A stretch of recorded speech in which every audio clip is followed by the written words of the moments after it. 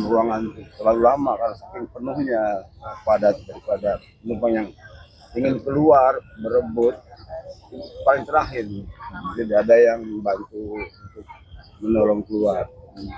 Sehingga begitu keluar kondisinya udah lemas, begitu keluar terus udah berdiri, sempat berdiri ngobrol terus jatuh. Jatuh sih ada luka di sini kita masih itu karena ada riwayat penyakit jantung so di dalam kejadian yang dari kita itu, sehingga di dalam perjalanan dari tempat kejadian sampai ke MT dalam perjalanan udah awas mangkil. Mendengar pertama kali kabar ibu menjadi salah satu korban dari kecelakaan itu, Ketika saya di sana masih ada dua orang yang meninggal sama itu yang ketiga, yang kedua daripada kejadian karena banyaknya ambulan yang masuk kita lihat Pak maaf nih sebelumnya, maaf ya, sebelumnya ada firasat nggak sih Pak atau perubahan terhadap keluarga ibu? kalau berasat sih semuanya ya kalau yang Allah menentukan itu, tapi kita nggak kita sampaikan kepada keluarga ya karena itu semua kehendak Allah Subhanahu Wa Taala. Kalau kita ciptain juga karena nggak ada yang percaya, ada yang nggak ada seperti itu ya. Karena kita dibagi ucap atau apa gitu tujuan. Tapi kalau komunikasi terakhir dengan almarhum seperti apa? Sebelumnya ibu sempat kabarin nggak? Tapi sempat anjlok ya. Jadi anak-anak yang lain itu belum larang. Supaya jangan bertiga berangkat. Nanti aja minggu sama-sama menuju ke tempat anak yang Bu wafat di usia berapa Bu? Wafat di usia berapa? almarhum 63. Sosok istri seperti apa? Sosok istri seperti apa? Ya, kalau itu aktivitas di lingkungan banyak, baik di Demati, di PKK, maupun posyandu itu selalu aktif baik di tingkat RT maupun di aktivitas di kelurahan. Pak, untuk kondisi anak dan cucu almarhum gimana kondisinya sekarang? Alhamdulillah karena waktu dikacang pecah itu karena umur 4 tahun di lewat akibat jendela ada yang membantu. Jadi karena badannya kecil dia bisa turun dengan baik.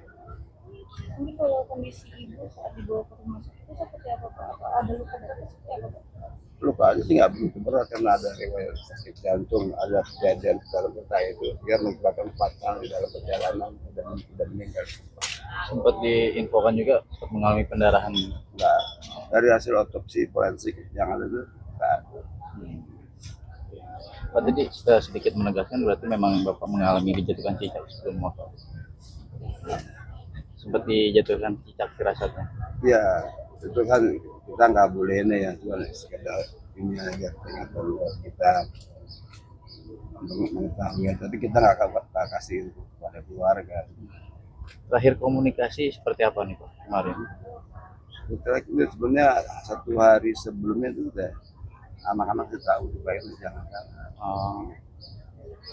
Beliau memang sering nginep Pak ke Cikarang. Enggak juga sih, kadang-kadang ya kalau emangnya rame-rame gitu.